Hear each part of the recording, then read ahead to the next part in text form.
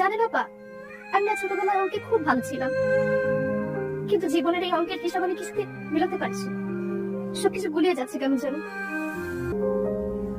তোকে তুই করে বলি, জানি তুমি এখন খুব ইমোশনাল, কিন্তু তোমাকে সবকিছু, তোমাকে শুনে আপনাকে ভালোবাসতাম না, তাই তো বলতে হবে না। আমি আমার প্রশ্নের উত্তর